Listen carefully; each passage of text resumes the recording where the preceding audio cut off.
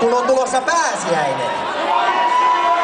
Tässä vain kiikkustuolissa istuu suonikohdut paukkuen ja odottaa, kun lapset tulevat minua virpomaan. Voi vitja! Olenkin varannut tuohon pöydälle jo muutaman kolikon Erkki Kalevia ja Seija Sivolaa varten. Voi vitja, he varmaan tulevat jo kohta. Mitä pim pom sanoo kello? Sieltähän lapsekaiset jo tulevatkin. Hei vaan! Hei! Kuka sinä oikein olet? Minä olen Panu Rajala ja tulin virpomaan sinua isolla pääsiäismunalla. Hyi kamala! Eihän minulla ole ollut enää seksuaalisia toimintoja 100 vuoteen.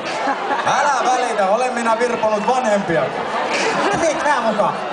No Lenita Airistola, Teija Sopasta, Katri Helenaa. Mutta minua et virvo senkin saakelin hamppari. Minulla on nimittäin täällä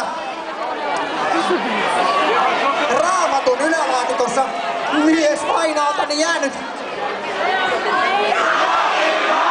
Aivan, jonka nyt kaivan. Hän otti sen